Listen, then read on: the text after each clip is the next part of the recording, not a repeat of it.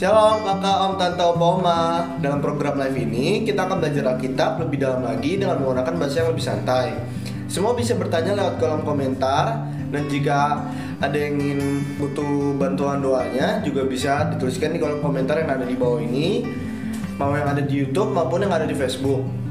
Juga mohon dukungannya dengan like, subscribe, dan tekan tanda loncengnya.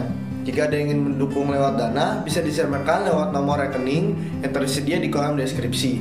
Dan lebih dari segalanya, dukungan doanya ya, agar program ini bisa menjadi berkat bagi banyak orang dan akhirnya menyenangkan hati Tuhan. Oh iya, acara ini akan menemani kita semua di setiap malamnya ya. Selamat mengikuti, Tuhan Yesus memberkati. Tuhan, ini tugas kami.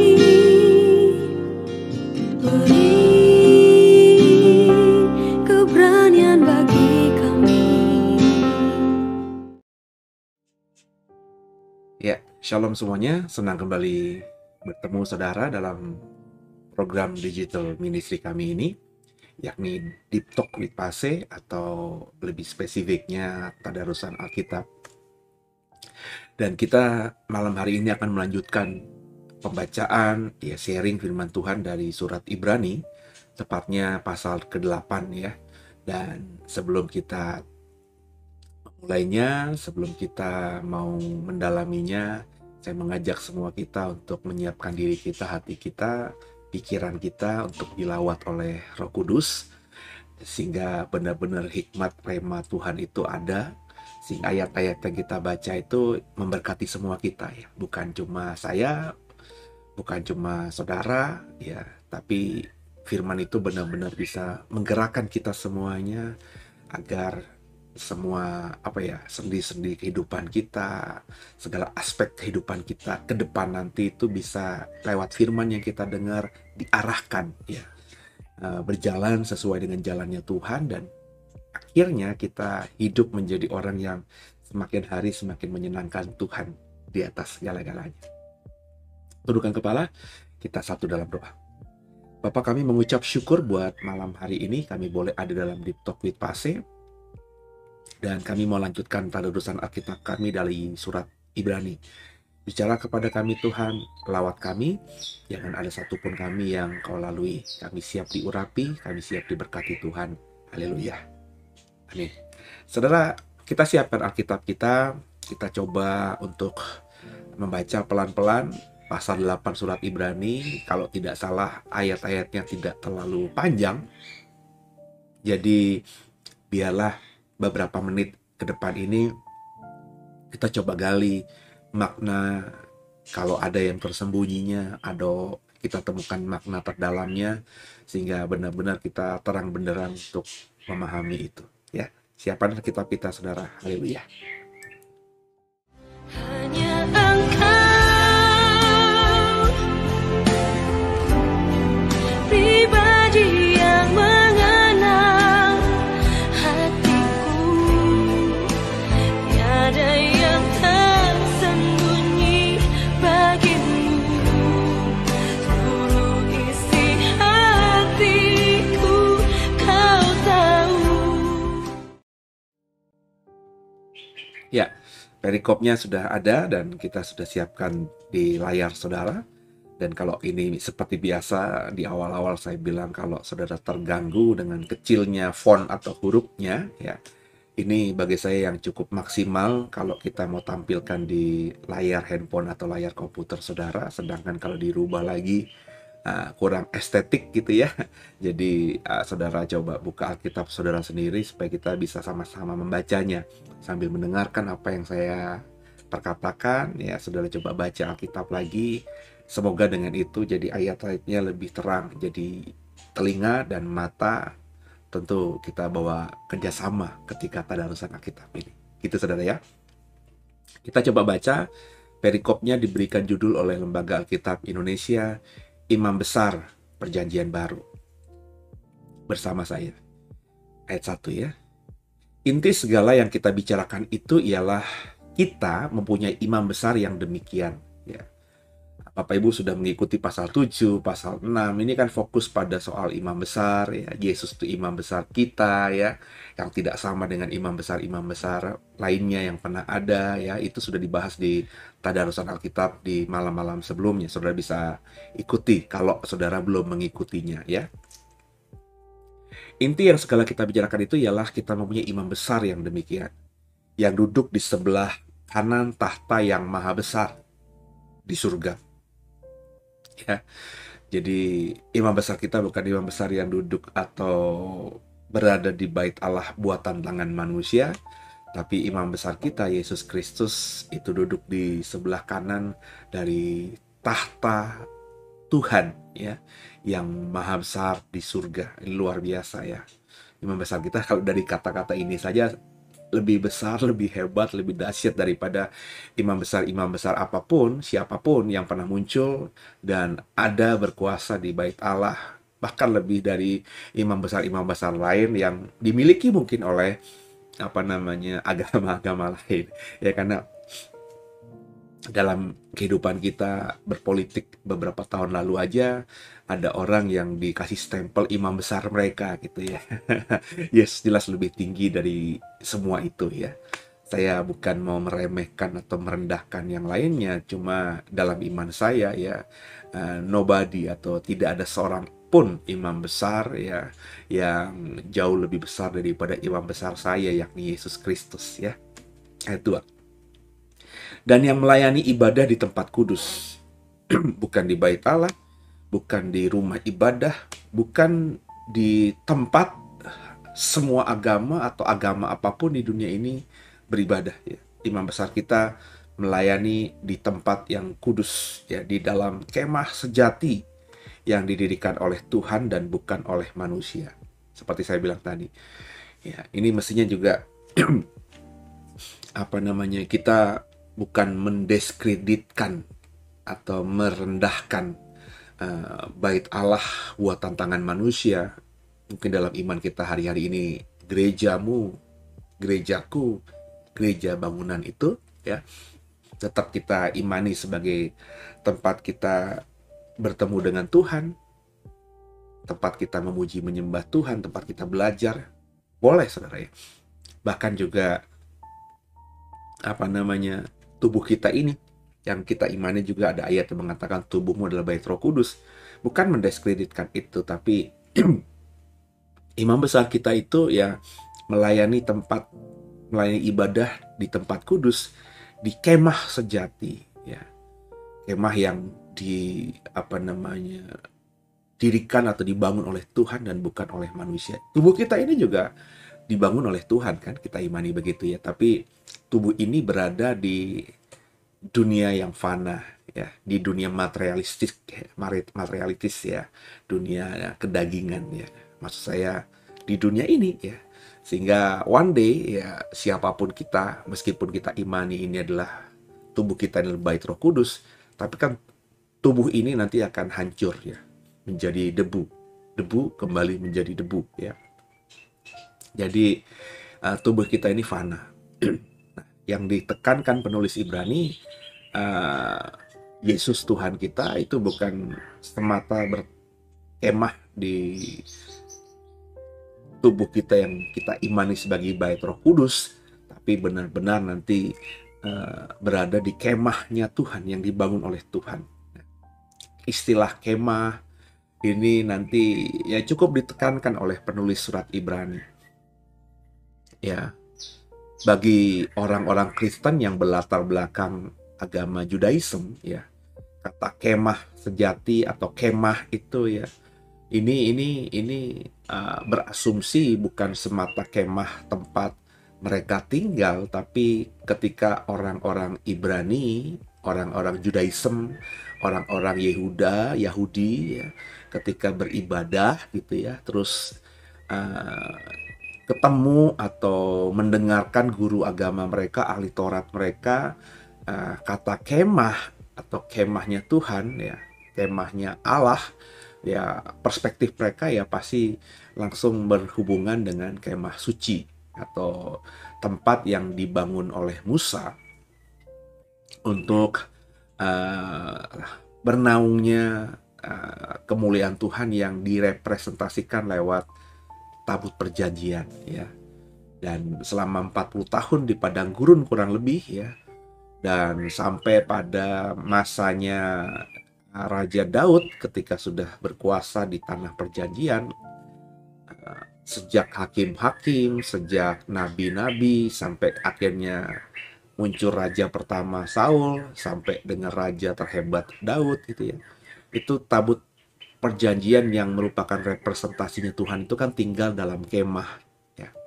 Nah, kemah ini itu lekat banget dalam memori orang Yahudi, jadi nggak perlu dipertanyakan. Mungkin orang Kristen awal yang baru menjadi Kristen dan saat itu belum ada buku Alkitab kita. Artinya orang-orang Kristen dari bangsa lain yang bukan bangsa Yahudi, itu kan pemahaman iman Kristennya ya tidak seperti kita lah ya. Ya dalam artian punya framing, punya pemahaman iman yang cukup luas, angle-angle kebenarannya itu banyak.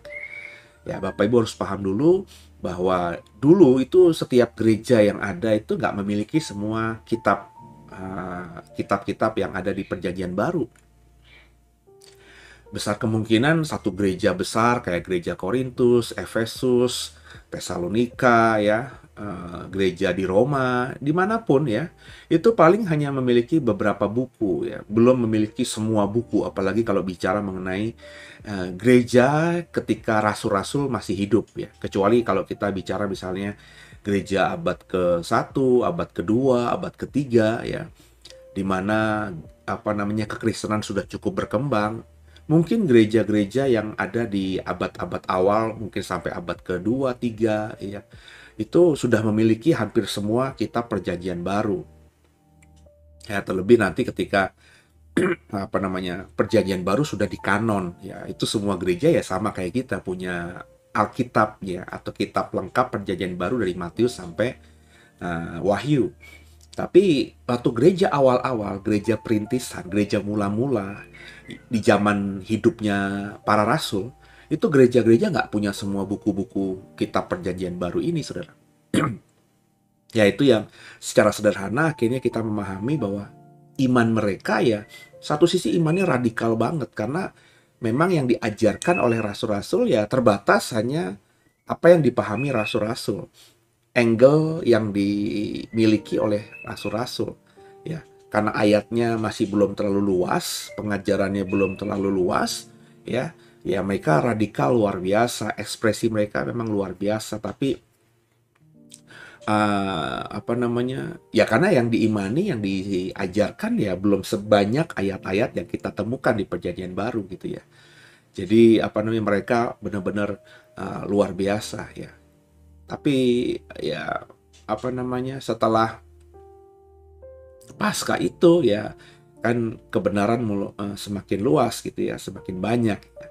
Makanya saya bilang tadi intinya saya ngomong ini bahwa perspektif iman Kristen kita, kalau kitanya tuh Bapak Ibu saya bukan orang Kristen yang abangan ya, tanda kutip abangan tuh orang Kristen yang cuma ke gereja doang setahun sekali, ya, mungkin juga cuma seminggu sekali, tapi orang Kristen yang punya hati untuk membaca firman Tuhan setiap hari, yang punya kerinduan intim sama Tuhan sehingga berkomunikasi dengan Tuhan lewat doa-doa kita itu cukup panjang, durasi waktunya panjang, kuantitasnya juga beberapa kali, bukan cuma waktu-waktu tertentu saja, yang sering curhat sama Tuhan. Pokoknya miliki keintiman itu, pasti pemahaman iman Kristennya jauh lebih luas daripada orang-orang Kristen yang ada di gereja mula-mula itu. Nah, dulu orang-orang Kristen yang dari bangsa lain, bukan bangsa Yahudi, itu terminologi kemah itu ya mereka agak kesulitan memahaminya. Ya. Makanya kalau misalnya Bapak Ibu membaca tulisan-tulisannya Rasul Paulus ya, yang memang dia mengakui bahwa dia adalah rasul bagi orang yang tak bersunat ya, istilah-istilah Yahudi ya, istilah-istilah Judaism, agama Yahudi itu meskipun ada 1-2 kali disinggung oleh Paulus, tapi tidak terlalu banyak dibahasakan oleh Paulus. Ya, padahal Paulus kapasitasnya nggak diragukan sebagai orang yang memang paham tentang agama Judaism, agama Yahudi. Karena kan dia adalah seorang Farisi, ya, ahli Taurat. Oh, dia pakar sekali. Tapi ketika dia mengajarkan iman Kristennya kepada orang Kristen yang bukan dari kalangan Yahudi, ya, karena tadi stempelnya dia mengakui bahwa dia bagi Petrus, bagi Yakobus, Yohanes, mereka adalah rasul bagi orang bersunat, orang Yahudi. Sedangkan aku memang bagi orang yang tak bersunat gitu ya. Jadi kan tujuan pelayanannya, goal pelayanannya, fokus pelayanannya untuk menjangkau orang-orang yang bukan Yahudi agar bisa mengenal iman Kristen gitu kan ya. Maka di tulisan Paulus itu ya sedikit sekali. Ya tidak terlalu panjang, tidak terlalu lebar, tidak terlalu luas tentang apa yang menjadi iman orang Yahudi ya dalam agama Judaism sebelumnya. Nah, beda dengan penulis surat Ibrani ini. Ya, dia hanya mengatakan kemah. Ya, dengan mengatakan kemah ya orang Kristen yang membaca suratnya, yang memang punya latar belakang Judaism atau agama Yahudi, yaitu di otak mereka kemah itu jelas bukan kemah rumah mereka dulu ketika belum punya rumah tembok, bukan kemah tempat orang-orang yang menjadi musafir yang harus bermalam di tengah jalan di padang gurun. Bukan, kemah itu adalah ya kemahnya Allah, kurang lebih begitu. Kemah suci ketika dipakai dimulai dari zaman Musa sampai akhirnya itu di zamannya Daud ya menjadi raja, karena di zaman anaknya Daud ketika menjadi raja yakni Salomo, dia membangun bait Allah, bait suci dalam bentuk bangunan, bukan lagi kemah. Tabut perjanjian tinggal di bangunan ya, bukan lagi di tempat yang semi bangunan ya. Karena kemah itu kan ya dibilang tempat iya, tapi tempat yang portable ya, yang bisa berpindah-pindah ya kemana saja, mudah dipindahkan, bukan di tempat yang tetap ya. Bait Allah itu ya ketika dibangun Salomo ya di tempat itu ya, nggak bisa dipindah-pindah. Maka resikonya bait Allah itu ya kalau ada peperangan ya bisa hancur, dan memang sudah terbukti dalam sejarah beberapa kali tembok bahkan bait Allah itu dihancurkan ya. Yang pertama dimulai di zaman Nebukadnezar, hancur ya, rata dengan tanah. Kemudian juga di zamannya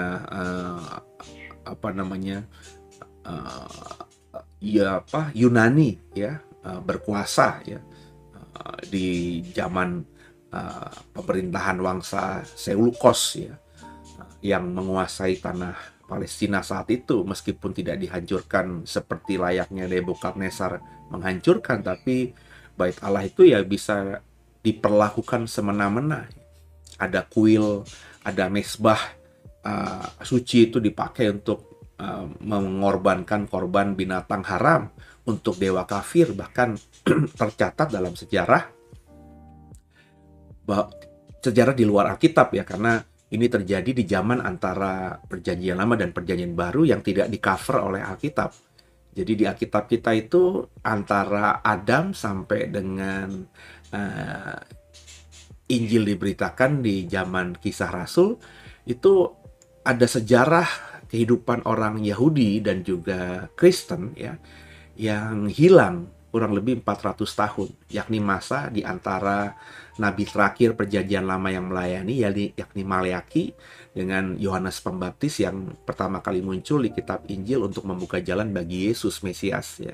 Itu ada 400 tahun yang tidak sama sekali cerita-cerita di 400 tahun itu di cover atau dicatat oleh Alkitab kita. Nah, di masa itulah, di sejarah kosong itulah pernah dikatakan bahwa oleh Antiochus Epiphanes, pemimpin Seleukos atau wangsa dari keluarga atau dari negara kekaisaran Yunani yang menguasai tanah Palestina, yang merubah bait Allah orang Yahudi ini menjadi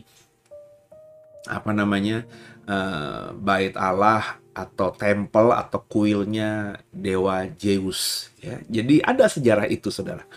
Dan itu meskipun tidak dicatat di Alkitab, tapi dalam sejarah kehidupan orang Yahudi ya, dari pengajaran-pengajaran rabi-rabi Yahudi, sejarah yang ditulis oleh orang-orang Yahudi itu tercatat.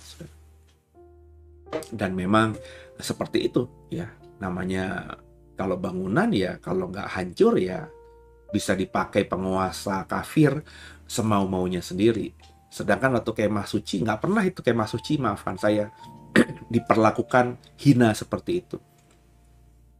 Karena meskipun Israel berperang dan Tuhan izinkan Israel kalah gitu ya, nah, kemah suci kan bisa dibawa lari ya, bisa dipindahkan kemana-mana gitu. Jadi sebelum musuh menyerang ya, kemah sucinya dipindahkan begitu. Jadi memang ini menjadi sesuatu yang satu sisi membuat kediaman Tuhan, tanda kutip ya. Tuhan kan tidak bisa dibilang berkediaman atau berumah atau bertinggal hanya di kemah suci ya.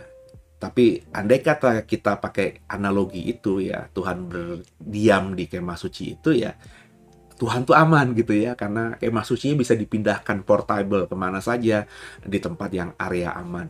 Maka di sepanjang sejarah Perjanjian Lama ya, kemah suci itu selalu berada di tempat yang memang aman ya. Ya, kalau kita lihat peta itu selalu ditempatkan di tengah-tengah wilayah orang Israel. Contohnya kalau di Sinai saja, di tengah-tengah kemah-kemah orang-orang dari 12 suku itu. 12 suku itu membangun kemahnya di luar, di sekitar kemah suci. Jadi secara strategi, andai kata orang Israel di Gunung Sinai itu diserang oleh bangsa kafir, ya kemah suci di tengah ini lebih aman. Jadi kalau diserang dari barat ya, tenda-tenda suku-suku Israel yang di wilayah barat itulah yang harus dilewati dulu oleh musuh Israel, sehingga ada waktu kemah suci yang di tengah itu mungkin dibawa ke utara kah, ke selatan kah, ke timur kah, kan begitu. Dan begini juga ketika Joshua memimpin orang Israel masuk ke tanah perjanjian, itu yang namanya kemah suci ditaruh di tempat yang secara strategis itu di tengah-tengah ya. Jadi lebih aman ya dari serangan balik atau serangan terbuka dari musuh-musuh Israel yang ada di sekitar tanah perjanjian. Dan itu menarik ya. Jadi Tuhan uh, ber- berdiam di kemah, dan kata kemah itu di benak orang Yahudi dalam konteks pembacaan kita, di benak orang Kristen yang berasal atau memiliki darah Yahudi, kemah itu identik dengan kemahnya Tuhan ya. Lanjut ayat 4. Sekiranya ia di bumi ini ya, ia sama sekali tidak akan menjadi imam, karena di sini telah ada orang-orang yang mempersembahkan persembahan menurut hukum Taurat. Jadi memang Yesus tidak menjadi imam besar di bumi ini ya, karena di bumi ini sudah ada imam besar yang memang melakukan persembahan menurut aturan hukum yang berlaku saat itu, hukum Taurat, hukum perjanjian antara Tuhan dengan manusia ya, dengan orang pilihannya, bangsa pilihannya, spesifik kepada bangsa Israel. Ayat 5. Pelayanan mereka ini, pelayanan imam-imam besar itu adalah gambaran dan bayangan dari apa yang ada di surga. Sama seperti yang diberitakan kepada Musa ketika ia hendak mendirikan kemah. Ingatlah, demikian firman Tuhan, firman-Nya, bahwa engkau membuat semuanya itu menurut contoh yang telah ditunjukkan kepadamu di atas gunung itu. Jadi, seperti kemah itu adalah gambaran dari apa yang dilihat Musa di atas gunung, dalam hal ini Gunung Sinai, ketika Tuhan berbicara selama 40 hari 40 malam ya. Di mana momen itu benar-benar momen di mana orang Israel yang kurang lebih sekitar 2 jutaan yang berkemah di bawah kaki Gunung Sinai itu mengalami ketakutan dan kegentaran yang luar biasa. Karena meskipun mereka di bawah, mereka bisa melihat di puncak Gunung Sinai itu tertutup awan, asap gitu ya, dan ada petir kilat yang silih berganti ya, ada badai ya, ada api yang menghanguskan puncak gunung itu, sehingga kengerian itu setelah lambat laun ya, mereka berkata nggak mungkin Musa bisa bertahan di situ, Musa pasti sudah mati. Buktinya ditunggu seminggu, ditunggu 2 minggu ya, beberapa hari, Musa kok nggak turun-turun gitu, pasti mati di sana. Sambar petir, api, dihanguskan api dan lain sebagainya. Sehingga akhirnya kan dampaknya dia atau mereka memaksa Harun membuat dewa ya, dalam bentuk lembu emas ya. Karena memang sesuatu yang dilihat orang-orang Israel di atas puncak Gunung Sinai itu menakutkan ya. Mereka nggak berani datang ke atas gitu ya. Mereka nggak berani mengikuti Musa karena ngeri dan gentarnya itu. Ya itu makanya ya saya sudah sempat singgung juga ya dengan argumentasi tadi ya, mestinya puncak Gunung Sinai itu ya sedikit berbeda dengan lereng-lereng Gunung Sinai. Ya makanya ya, entah ini benar apa tidak, saya termasuk orang yang tidak mempercayai ya 100%, 100% Sinai yang di Mesir itu adalah Sinainya Musa ya. Saya lebih mempercayai Sinai yang ada di wilayah Arab Saudi sekarang, yang notabene dengan Mesir itu ya tetanggaan begitu ya. Karena apa namanya, bisa melewati Laut Merah atau tidak melewati Laut Merah, Mesir itu bertetanggaan dengan Arab Saudi atau wilayah yang sekarang dikuasai oleh Arab Saudi. Dulu nama daerah tanah Arab atau Nabatea ya. Itu di wilayah yang nyambung ya, yang tidak terputus dengan wilayah yang diimani sebagai Sinai di Mesir. Itu juga ada wilayah Sinai lain. Jadi Bapak Ibu bayangannya begini, kayak kita ngomongin Pulau Papua ya. Itu ada Papua Barat yang dimiliki Indonesia dan Papua New Guinea yang dimiliki oleh negara tetangga. Paham ya? Seperti di Pulau Kalimantan, ada Kalimantan Utara, Kalimantan Barat yang memang dimiliki Indonesia dan bersinggungan langsung, berbatasan langsung, satu daratan, satu wilayah ya, dengan misalnya kalau tidak salah Sarawaknya atau Sabahnya Malaysia ya. Jadi satu pulau cuma 2 negara. Nah, perspektif ini saya mau katakan bahwa Sinai, pegunungan Sinai ya, atau pegunungan Horeb di dalam konteks bahasa yang setelahnya ya, Horeb ya, Gunung Horeb atau Gunung Sinai, itu wilayah yang luas di padang gurun, saudara. Ya. Jadi bukan cuma Gunung Sinai itu, jangan Bapak Ibu persepsikan seperti Gunung Semeru, Gunung Tangkuban Perahu, Gunung Merapi, yang namanya itu cuma satu gunung gitu, gunung utamanya. Gunung Krakatau itu kan cuma satu gunung, ya, gunung utamanya. Sedangkan yang kalau kita dalam dunia nyata, ya, kalau kita nyebut Gunung Sinai, itu sebenarnya ada banyak bukit-bukit, ada banyak gunung-gunung, saudara. Ya, itu namanya pegunungan Sinai, ya. Jadi pegunungan yang ada di padang gurun itu, yang ada terdapat di wilayah Mesir dan ada terdapat di wilayah Arab Saudi. Karena itu satu wilayah, satu dataran, itu nama luasnya yang disebut pegunungan Sinai.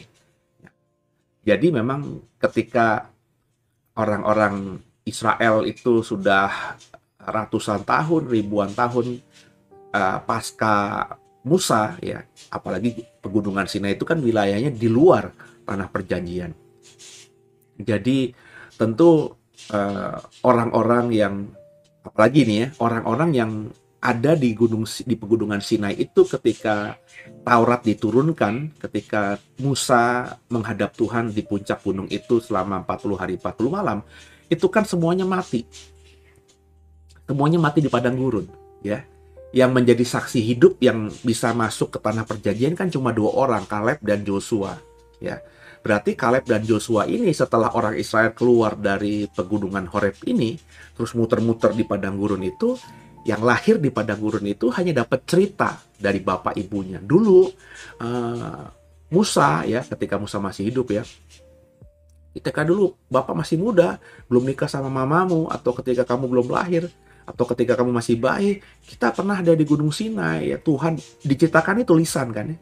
Terlebih ketika mereka akhirnya mati, anak-anak mereka sudah dewasa, terus masuk ke tanah perjanjian, mereka beranak pinak. Nah, orang tua ini cerita dulu kakek, ya, bukan papa nggak ingat, papa dulu masih kecil, atau papa belum ada, mama belum ada, tapi dulu kakekmu, nenekmu, ya, itu berkata bahwa kita dulu bangsa Israel ketika keluar dari perbudakan Mesir itu sempat ada beberapa waktu lamanya di pegunungan Horeb, pegunungan Sinai. Itu gunungnya begini gitu, ya.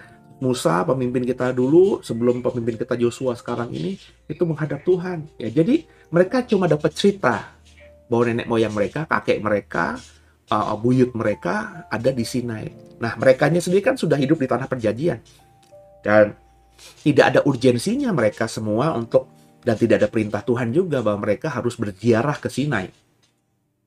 Nggak ada gitu perintah Tuhan kepada Joshua untuk, atau Musa untuk, pokoknya orang Yahudi setiap beberapa periode sekali harus ke Sinai untuk mengingat bahwa disinilah nenek moyang mereka, bla bla bla bla. Enggak. Mereka cuma dapat dengar cerita orang-orang yang lahir di tanah perjanjian, khususnya ini di awal-awal di zaman hidupnya Joshua, ya, yang lahir di situ, yang sama sekali nggak pernah mengalami Sinai, itu dapat cerita doang bahwa dulu mereka di Sinai, ciri khasnya itu pasti ketika kami tinggal itu, ya, itu ketika Musa turun tuh gunungnya mungkin berasap gitu, ya, gunungnya hitam, ya, puncaknya. Terus ada batu-batu, ada 12 batu yang dibangun oleh Musa sebagai tanda bahwa kita pernah berkemah di sini, ya.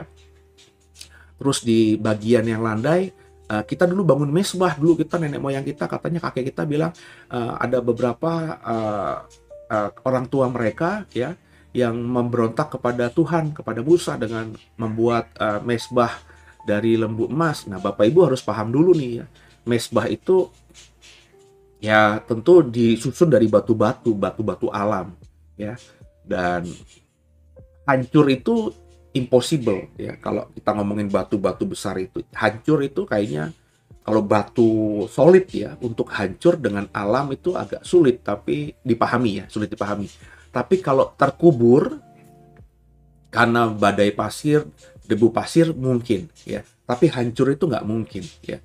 Jadi pasti pertinggalnya ada, ya. Contohnya misalnya Borobudur. Kalau Bapak Ibu suka arkeologi, ketika ditemukan oleh arkeologi Belanda, ya, di sekitar abad ke-17, ke-18, lupa saya, ya, ketika pertama kali itu diduga adalah sebuah bangunan candi, ya, itu kan Borobudur itu tampak dari jauh seperti gunung saja, tertimbun oleh misalnya debu dari Gunung Merapi kah ketika meletus, Gunung Semeru kah ketika meletus zaman dulu, sehingga abu vulkaniknya itu menutupi, pasir vulkaniknya itu menutupi candi ya, agak sedikit mengkikis atau merusak batu-batuan, tapi tidak menghancurkan batuannya, tertutup aja.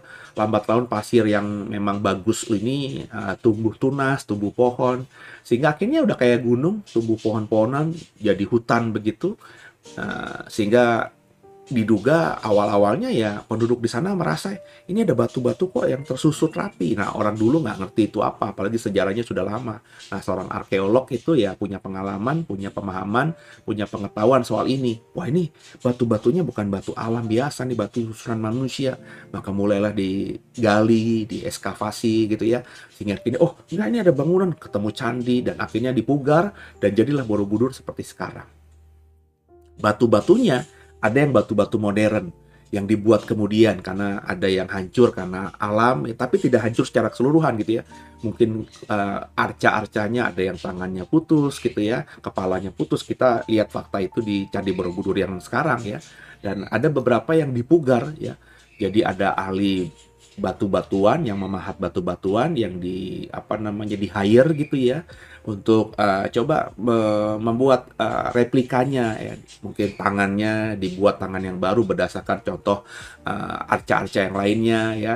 Kemudian juga batu yang misalnya bisa mengganggu struktur itu karena bolong, takut kalau nanti tidak ditambal akan menghancurkan di masa depan karena gempa bumi atau lain sebagainya.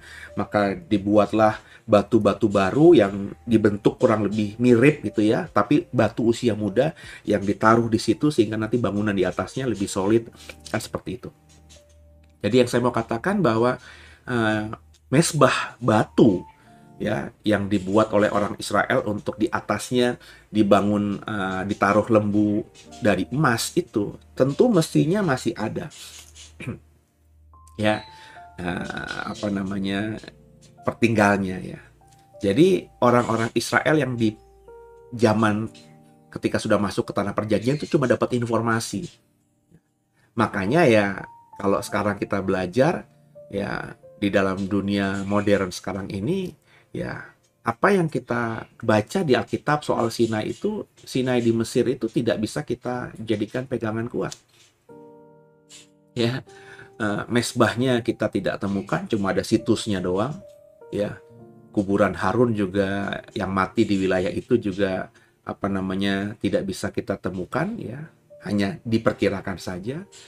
Bahkan kalau ngomong semak belukar yang terbakar yang menjadi gereja atau biara di kaki Gunung Sinai itu pun juga kita ragukan gitu ya, karena nggak kelihatan sama sekali, cuma ada tiba-tiba semak, ada kayak tumbuh-tumbuhan liar yang hidup di situ. Kemudian dikatakan disitulah semak belukar ketika dulu Musa ditampakkan wajah Tuhan dalam semak belukar yang berapi tapi tidak terbakar. Nah, semua itu hanya dugaan yang bagi saya ya secara kritis tidak saya bisa temukan bukti-bukti seperti yang Alkitab paparkan. Karena bagi saya tadi ketika Musa naik ke Gunung Sinai dengan cerita seperti tadi, ada deru guru, ada api yang menghanguskan, ada asap yang menutupi puncak gunung itu tidak terefleksi dengan Gunung Sinai yang sekarang. Nah, tapi ada di pegunungan Sinai lainnya, sekarang ini di wilayah Arab Saudi. Bapak Ibu bisa googling aja itu ya, atau cari di YouTube gitu ya. Itu pasti ketemu. Ada sebuah bukit yang masih di area pegunungan Sinai, namanya juga Sinai ya, bahkan dinamakan Jabal Musa atau Gunung Musa gitu ya. Itu yang ditutup areanya ya. Memang tidak dijadikan tempat wisata ya, karena entah saya nggak tahu ya apakah sudah ada kesepakatan yang tidak tertulis bahwa sudah disepakati dengan Arab Saudi dan Mesir bahwa Sinai itu ya di Mesir ini ya, sehingga wilayah ini ya tidak ada dibuka sebagai daerah wisata rohani gitu ya. Tapi itu ada ya, pemerintah Arab Saudi itu sudah memagari gitu ya. Puncak gunungnya itu memang ada satu puncak gunung di pegunungan Sinai di Arab Saudi itu yang lebih hitam daripada puncak-puncak gunung di sekitarnya. Nah ini aneh gitu ya. Ada satu puncak gunung tertentu di pegunungan Sinai itu yang lebih hitam. Kelihatan ada fenomena di masa lalu yang membuat puncak gunung itu ya menghitam dibandingkan dengan puncak gunung, puncak bukit lainnya di sekitar pegunungan yang sama. Nah ini ya saya mengasumsikan ya, kalau memang puncak gunung tempat Sinai, tempat Musa bertemu dengan Tuhan itu seperti tampak terbakar api ya, dan ada kilat guntur yang menghanguskan ya, tapi tidak membakar Musa sehingga ada asap yang menutupi puncak Sinai itu, ya bisa jadi ini pasti ada pertinggalnya itu ya. Ya, kalau dibakar sama api ya selama 40 hari bertahun-tahun, tentu kan puncak itu lebih menghitam tentunya ya, daripada lereng-lereng atau bukit-bukit yang lainnya. Itu kayaknya tampak di satu bukit itu, karena bukit itu ada satu bukit di perbukitan di Sinai di Arab Saudi itu yang lebih menghitam. Terus nggak jauh dari situ itu ada ada dataran rendah ya, dataran rendah ya yang cukup luas yang untuk menampung orang-orang Israel yang jutaan itu untuk berkemah memungkinkan. Itu ada kelihatan ya kedua. Dan juga ada di wilayah itu juga, nggak jauh dari bukit itu, ada wilayah yang dipagari oleh pagar kawat gitu ya, oleh pemerintah Arab Saudi gitu ya. Dan itu ada bangunan yang seperti tampaknya kayak mesbah ya. Dan menariknya itu lembu emasnya tidak ada ya, tapi ada bangunan yang susunan batunya diperkirakan itu kayak mesbah gitu ya, mesbah kuno. Dan ada beberapa pahatan-pahatan yang menggambarkan atau diduga ya itu adalah tulisan-tulisan atau kata-kata atau gambar-gambar yang memang dimiliki oleh orang-orang Ibrani atau orang-orang Israel saat itu. Karena ada misalnya bahasa Ibrani kuno di situ ya. Ada juga pahatan-pahatan budaya-budaya atau bahasa yang mirip dengan budaya Mesir ya. Ya karena orang Israel kan 400 tahun diperbudak di Mesir. Jadi budaya itu masih ada. Jadi coba deh ya saudara perhatikan yang di YouTube kalau ada waktu nanti cari ya. Ya sehingga saya akhirnya menduga jangan-jangan Sinai yang di Arab inilah Sinai yang benar gitu ya. Cuma memang untuk akses ke sana agak susah gitu ya. Kecuali saudara sendirian, bukan dengan rombongan ya. Kalau sendirian itu kayak turis biasa aja, melancong biasa sendirian. Bapak Ibu mungkin mendarat di entah di Saudi Arabia, entah di Mekah, entah di Madinah atau di kota-kota Arab Saudi yang punya pelabuhan besar dan ada penerbangan internasional dari Indonesia. Baru dari sana saudara bukan berhaji atau bukannya umroh ya, karena kita kan orang Kristen ya, tapi kita kemudian mencari sewaan mobil, terus cari di Google Map gitu ya wilayah itu dan coba kita telusuri sendiri gitu ya. Jadi butuh keberanian juga ya untuk melewati padang gurun itu dan mencari tempat ini, karena beberapa arkeolog dan beberapa teolog Kristen juga teolog Yahudi secara informal ya, bukan secara terbuka tapi juga secara tertutup itu mengadakan penelitian dan banyak yang menduga ini adalah Sinainya Musa, Sinainya Israel saat itu. Ya kalau saya punya kapasitas dan mungkin lebih muda daripada sekarang, nggak punya tanggung jawab pelayanan tertentu, saya diminta Tuhan langsung di hati saya ini untuk mendalaminya lagi, mungkin saya akan ke sana, tanda kutip nekat gitu ya. Tapi ya saya pertama nggak ada panggilan khusus ke sana, juga punya tanggung jawab sekarang ini yang meskipun belum besar tapi harus saya jalankan setiap hari ya. Ini kan jadi tanggung jawab saya juga saudara buat program Deep Talk with Pase. Sehingga saya bahkan ya tadi ya untuk tidak sebebas dulu lah ya. Waktu tertentu dalam setiap hari saya harus fokus rekaman, gitu. Nyiapkan waktu buat rekaman, bukan buat hal-hal lainnya. Ya, apalagi kalau saya tinggal beberapa waktu lamanya. Kalau penelitian pribadi seperti ini kan, dengan keterbatasan sumber daya dan lain sebagainya, ya butuh waktu yang cukup panjang. Apalagi tempat itu memang tempat yang tidak diizinkan secara terbuka untuk wilayah wisata. Jadi ya bersembunyi-bersembunyi ya. Dan pemerintah Arab Saudi kalau sembunyi-sembunyi nggak mungkin menjaga wilayah itu, jadi pasti bisa saja. Kalau sendirian cuma 3, 4, 5 orang kan tidak terlalu mencolok gitu ya.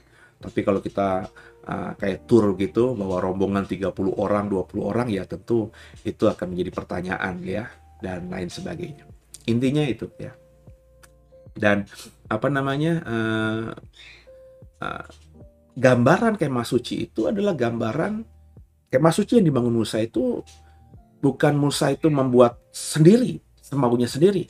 Tapi Musa itu ketika di puncak Sinai itu melihat kemahnya Tuhan yang di surga.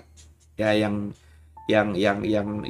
Musa ketika ada di atas sana, tiba-tiba dalam dimensi kekudusannya Tuhan diperlihatkanlah bahwa inilah tempat kediaman kekal nanti manusia di surga, ya.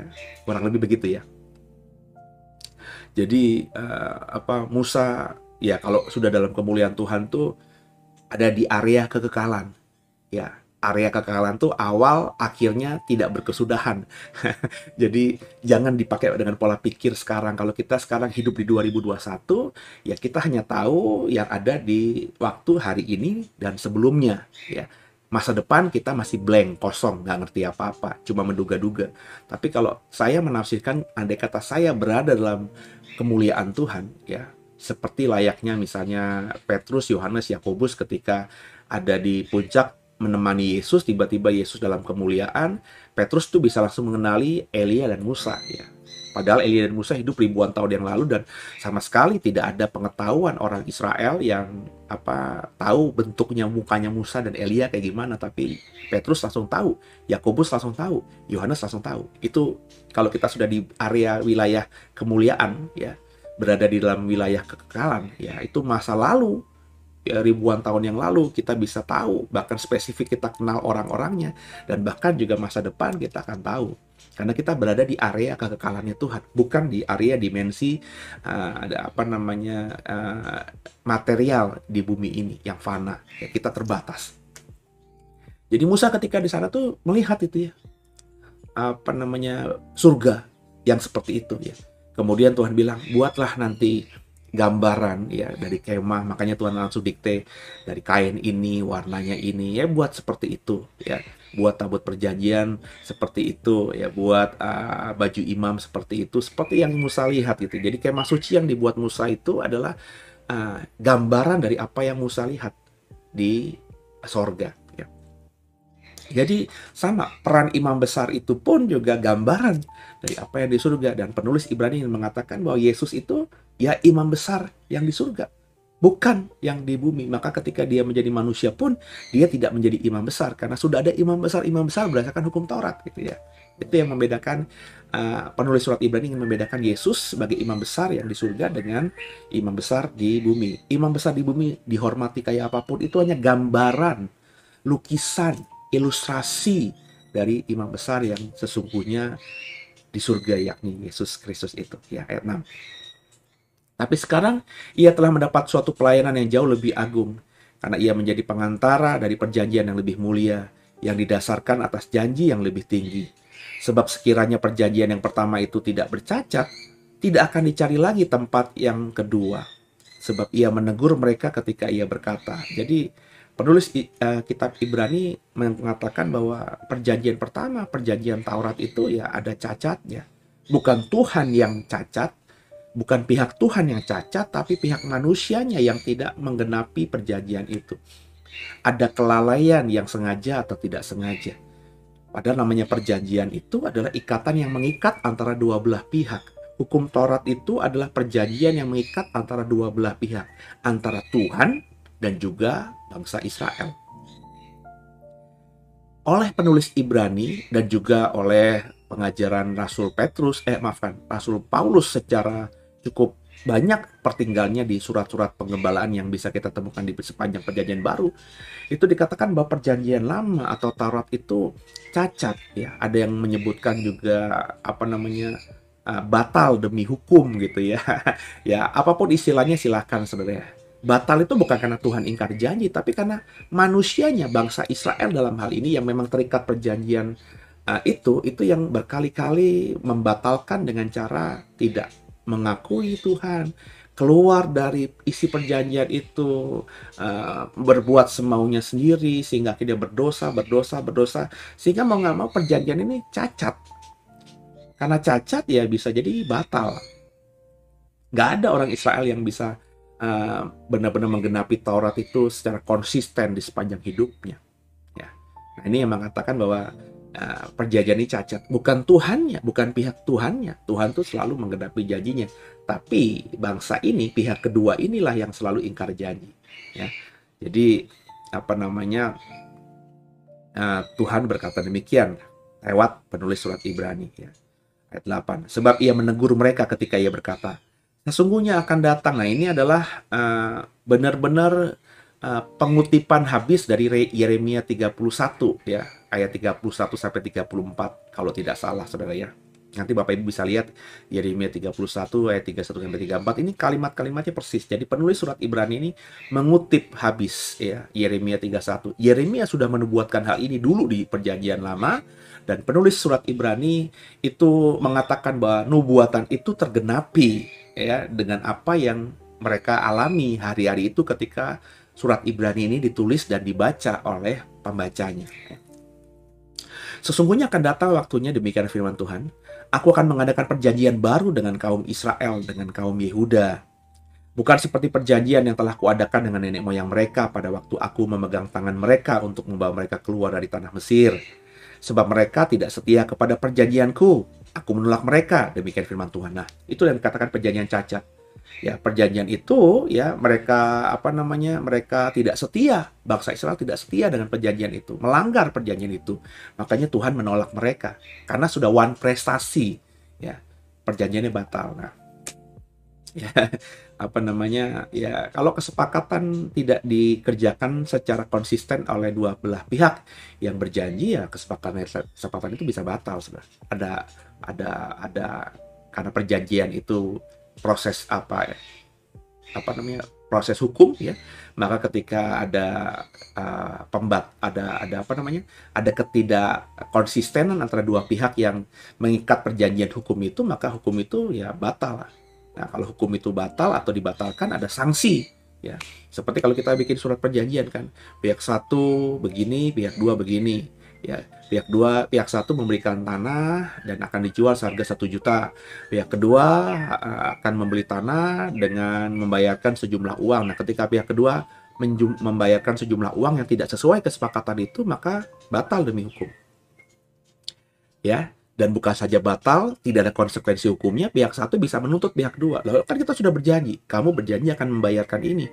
Tapi faktanya kamu membayarkan tidak sesuai dan kamu melanggar aturan ini, dan berdasarkan perjanjian hukum ini, karena dibuat misalnya di notaris kah, di atas materai yang berlaku di sebuah negara berkekuatan hukum, ya, maka ini bisa diproses pidana atau perdata, saudara ya.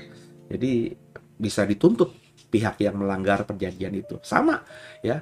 Perjanjian Taurat itu akhirnya Tuhan menolak mereka, Tuhan menghukum Israel. Kenapa? Karena Israel tidak setia, tidak ikut dalam melakukan perjanjian itu secara harafiah ya, secara konsisten. Ya. Ayat yang berikutnya ya, ayat ke-10. Maka inilah perjanjian yang kuadakan dengan kaum Israel sesudah waktu itu, ya, setelah Israel nggak setia dan Tuhan menolak mereka. Demikianlah firman Tuhan. Aku akan menaruh hukumku dalam akal budi mereka dan menuliskannya dalam hati mereka, maka aku akan menjadi Allah mereka dan mereka akan menjadi umatku. Ya. Dan mereka tidak akan mengajar lagi sesama warganya atau sesama saudaranya dengan mengatakan, kenalah Tuhan. Sebab mereka semua besar kecil akan mengenal aku. Nah, ini bedanya perjanjian pertama yang dibatalkan karena Israel tidak setia, yakni perjanjian Sinai itu. Nah, perjanjian Sinai itu kan dalam bentuk 2 loh batu dan juga hukum Taurat. Jadi ada Musa disuruh mencatatkan itu Ya, hukum Taurat itu apa? Memperkatakannya, ingatlah Israel, sema Israel, dengarkanlah Israel, bla bla bla bla bla. Itu perintah Tuhan yang diucapkan, yang secara lisan dan juga ada yang dibuat tertulis. Sehingga akhirnya sampai sekarang baik orang Yahudi maupun orang Kristen yang memang juga mengimani perjanjian lama sebagai firman Tuhan itu ya bisa ketemu pertinggalnya. Karena semua hukum Taurat itu ada di Alkitab kita. Baca saja Imamat, ya, tulisan Musa itu bicara mengenai Taurat yang harus diberlakukan, mengikat seumur hidup. Ya, ketika ya kesepakatan itu dilakukan oleh Israel, maka hukum Taurat itu berlaku. Tapi faktanya orang Israel tidak taat setia pada hukum Taurat itu. Akhirnya Tuhan tolak mereka. Perjanjian itu batal secara hukum. Maka Tuhan memberikan perjanjian yang baru lagi, ya. Beda cuma dengan yang dulu, dengan perantaraan loh batu, tulisan-tulisan, ya, terus juga pengajaran perkataan dari Musa kepada bangsa Israel. Tapi perjanjian yang kedua ini Tuhan akan taruhkan hukumnya Tuhan, bukan di bentuk material batu, kertas, perkamen, whatever itu, ya. Tapi Tuhan taruh itu di akal budi dan dituliskan dalam hati kita. Orang-orang yang terikat perjanjian baru itu dengan Tuhan. Notabene orang Kristen, ya. Nah, itu makanya setiap orang Kristen itu kalau benar-benar sudah terikat perjanjian dengan cara dia mengucapkan dengan sungguh dari hati dan mulutnya, Yesus Kristus Tuhan Juru Selamat, memberi diri mereka dibaptis, terus hidup dalam pertobatan sebagai tanda bahwa mereka memang sudah bertobat, kan dibaptis. Baptis itu kan tanda pertobatan, maka habis dibaptis mereka benar-benar menjaga hidup pertobatannya. Terus juga menerima Roh Kudus sebagai janji Allah, yakni Roh Penolong yang untuk menemani menemani kita di sepanjang sisa hidup kita sampai akhir zaman nanti, ya. Maka orang Kristen yang model begini itu di dalam hati nuraninya itu tahu hukum Tuhan itu seperti apa. Ya, harus mengasihi Tuhan dengan segenap hati, mengasihi sama manusia, harus berbuat A, B, C, D, itu ada. Jadi sebenarnya orang Kristen yang terikat perjanjian baru dengan Tuhan ini sebenarnya orang Kristen yang sudah tahu benar dan salah. Butuh nggak, Pak? Masih butuh nggak ke gereja? Masih butuh nggak dengar firman Tuhan? Oh, masih butuh. Ya, tapi ya untuk charge saja, ya, untuk mengingat kembali saja, untuk menekankan saja. Tapi sebenarnya orang Kristen yang benar-benar Kristen itu Tuhan taruhkan hukumnya di sini, ya, di hatinya, di akal budinya. Jadi sebenarnya andai kata dia nggak kenal atau nggak ke gereja sekalipun, dia bisa mengarahkan dirinya hidup dengan benar oleh Tuhan. Tapi tadi kan karena kita masih hidup di dunia yang gelap ini, dunia yang fana ini, dunia yang penuh tantangan dan dosa ini, maka butuhlah itu kita sekali-kali di-charge. Ya, kalau sekali-sekali di-charge aja butuh, apalagi lebih bagus kalau kita di-charge berulang kali. Dengan membaca firman Tuhan, dengan dengar khotbah pendeta, hamba Tuhan, dengan datang ke gereja bersekutu sesama orang percaya. Nah, itu menjadi sarana-sarana, ya, supaya ketetapan hukum yang baru yang sudah Tuhan taruh di hati dan di akal budi kita ini terus bernyala, ya, on fire gitu, saudara, ya. Nah, itulah perspektif iman Kristen kita, ya. Ya, lanjut ya, saudara, ya. Kita kenal Tuhan di hati kita. Ayat 12. Sebab aku menaruh belas kasihan terhadap kesalahan mereka dan tidak lagi mengingat dosa-dosa mereka. Oleh karena ia berkata-kata tentang perjanjian yang baru, ia menyatakan yang pertama sebagai perjanjian yang telah menjadi tua. Dan apa yang telah menjadi tua dan usang telah dekat kepada kemusnahannya. Nah, ini bahasanya penulis surat Ibrani, bahwa karena perjanjian yang lama, yang pertama itu sudah dilanggar, ya, tidak dijalankan. Israel tidak setia, akhirnya Tuhan menolak, ya. Jadi ada perjanjian itu sudah usang, sudah tua, dan kalau sudah tua dan usang dan tidak dipakai lagi, ya akan tinggal dekat lagi dengan kemusnahan. Nah, apakah hukum Taurat itu musnah? Ya, bagi orang Israel, ya, dalam hal ini, karena perjanjian itu kan perjanjiannya orang Israel, ya, yang menghidupi benar-benar dan mau benar-benar terikat dalam perjanjian Taurat itu, ya masih berlaku. Tapi kalau bagi orang Israel, pribadi Israel, ya, benar-benar punya darah Israel, tapi tidak benar-benar menghidupi perjanjian itu, ya itu tidak berlaku, ya. Menjadi usang, ya, akan segera musnah, ya. Ya, kita kan bukan orang Israel. Kita terikat dengan perjanjian baru dengan Yesus Kristus sebagai imam besar kita.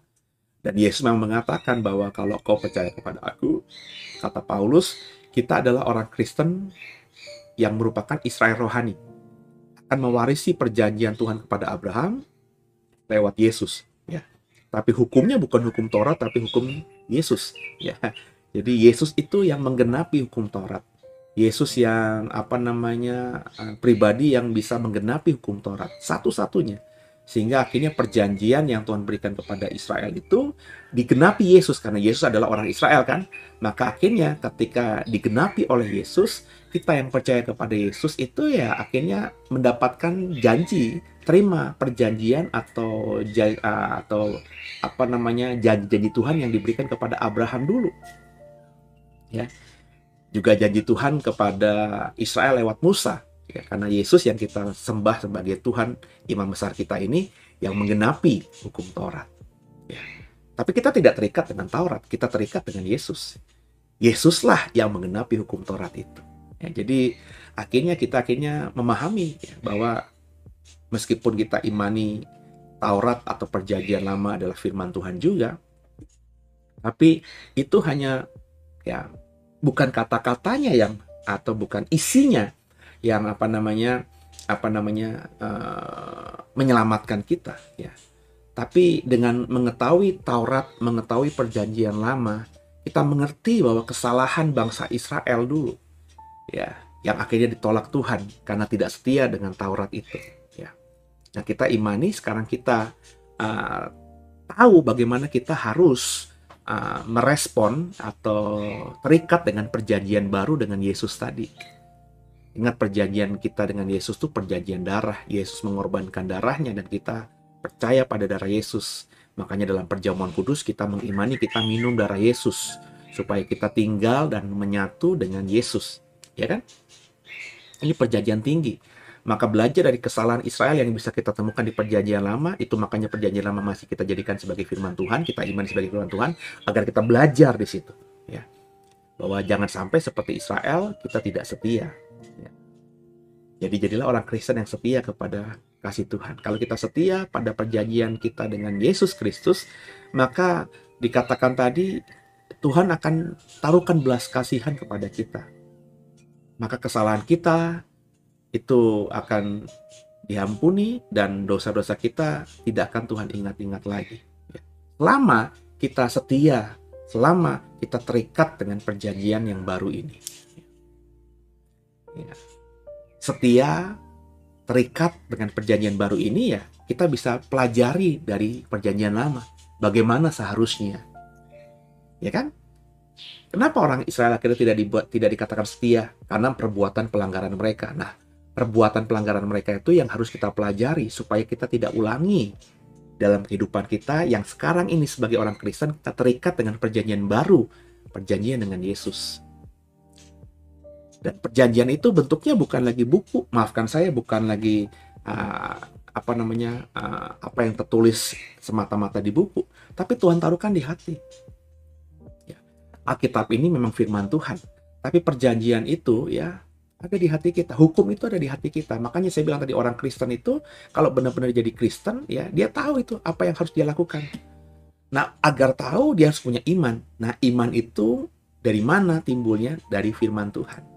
Jadi makanya orang Kristen yang terikat perjanjian dengan Tuhan itu, selain dia tahu hukumnya itu ada di hati dia, perjanjiannya itu ada di hati kita, ada di hati dia dan di akal budi dia, tapi agar lebih jelas bisa membaca hukum yang ada di hatinya dan akal budinya itu, dia harus terus merenungkan firman Tuhan siang dan malam supaya imannya bertumbuh, ya, pemahamannya bertumbuh, sehingga jelas sekali hukum itu yang ada di hati dan di akal budinya, sehingga dia bisa mengarahkan, menggerakkan semua kehidupannya di sepanjang dia hidup di bumi ini sesuai dengan jalannya Tuhan. Aduh, keren banget. Semoga dipahami, saudara. Hanya sampai ayat 13 Ibrani pasal yang ke-8 ini. Dan saya sudah bagikan apa yang saya tahu, yang saya sendiri diberkati oleh kata-kata yang keluar dari mulut saya, yang saya berharap berdoa sungguh tadi di awal, Tuhan bicara lewat mulutku, sehingga bukan saja orang Kristen yang dengar program ini yang diberkati, tapi saya pun diberkati dan saya diberkati lewat program ini. Semoga harapannya saudara juga. Haleluya. Banggaku punya Bapa sepertimu yang tak pernah meninggalkanku. Terima kasih Tuhan, kita sudah ada di penghujung Deep Talk with Pastor pada malam hari ini, dan senang berbagi berkat dengan saudara. Berharap saudara terus berbagi berkat dengan banyak orang, saling mengasihi, saling mendoakan, dan berharap sungguh dukungan doa saudara buat program ini, buat pelayanan kami, The Warriors Digital Ministry, yang merupakan pelayanan yang akan kami terus pertajam di dalam konteks pelayanan JKI Doe BSD Serpong, Banten. Karena saya akan terus melayani Tuhan lewat digital ini, ya. Dengan seperti ini berarti ya kita taat dengan apa yang Tuhan taruhkan di hati, dalam hal ini hati saya, ya. Dan kalau saudara diberkati lewat program ini, tolong di-share program ini kepada yang lainnya, supaya yang lainnya juga mengenal program ini. Ya, siapa tahu mereka juga punya hati yang sama dengan saudara, dan akhirnya ketika join dengan program ini, mereka juga boleh diberkati dan bertumbuh imannya. Ya, berharap sungguh terus jadi berkat program ini bagi banyak orang. Tentu bisa dengan kita bekerja sama. Saya sudah share blast ini di YouTube dan di Facebook, saya dan gereja. Berharap saudara yang menemukannya dan mengikutinya juga blast atau men-sharingkan lewat entah sosial media saudara kah, entah lewat WhatsApp saudara, informasi kepada yang orang terdekat saudara, suami, istri, anak, orang tua, saudara kandung, saudara ipar, ya, sahabatmu, tetanggamu, teman-teman di sekitarmu, ya. Jadi akhirnya kita bekerja sama untuk menjadikan orang-orang percaya semakin bertumbuh imannya dan semakin hidup berkenan kepada Tuhan. Terus juga doakan saya juga saudara, ya, nggak usah panjang-panjang, ya, kalimatnya berkati pasti bagi saya enough. Kalau ada 2-3 orang yang berdoa setiap hari seperti itu untuk saya percaya saya akan terus dipakai Tuhan nantinya untuk memberkati lebih banyak orang lagi, gitu ya saudara, ya. Saya akan mendoakan saudara juga, makanya taruh nama saudara, ya, kenalkan saudara di kolom live chat atau kolom komentar, sehingga nama saudara saya baca, saya tahu, dan saya pasti bawa dalam doa, ya. Terima kasih buat dukungan lebih dari yang biasa, dukungan dana mungkin, ya. Saudara bisa juga yang tergerak untuk mendukung kami lewat dana, ada nomor rekening yang tersedia. Saudara bisa menabur lewat rekening pelayanan digital kami, yang memang di rekening itu diusahakan untuk benar-benar mengelola, ya, pelayanan digital ini supaya lebih baik lagi ke depannya dengan alat-alat digital yang kita nanti akan investasikan ke depannya lebih bagus lagi. Demikian. Maafkan kalau saya ada slip tongue, salah kata, ya, dan akhirnya kita benar-benar saling memaafkan satu dengan lainnya, ya. Belajar untuk melihat perspektif orang, ya. Dalam hal ini jangan mudah menjadi orang yang gampang menuduh seseorang, gitu saudara, ya. Kalau saudara diberkati, silahkan di-sharingkan, itu bagus sekali, kita bekerja sama. Andai kata saudara merasa tidak diberkati lewat program ini, sesederhana itu juga saudara, ya, tinggal nggak usah mengikuti lagi program ini, kemudian hari kan selesai, gitu saudara, ya. Saudara mungkin bisa diberkati lewat program-program yang dibuat oleh rekan-rekan pelayan Tuhan yang lain di channel YouTube mereka masing-masing yang bisa kau temui di hari-hari ini. Ya, semoga kita terus, meskipun tidak bersama, andai kata nantinya, ya, kita terus saling menopang dalam doa dan ucapan berkat, ya. Tundukkan kepala, kita doa.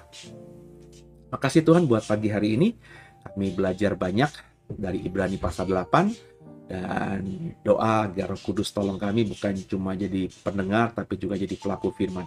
Ampuni salah dosa kami, Yesus Kristus adalah Tuhan Juru Selamat kami yang hidup, dan ke dalam tangan-Mu lah kami serahkan tubuh, jiwa, dan roh kami. Haleluya, amin. Selamat malam semuanya, selamat istirahat, dan sampai jumpa di malam esok. Kita akan lanjutkan pada dosa Alkitab kita di program Deep Talk with Passage. Haleluya. God bless you.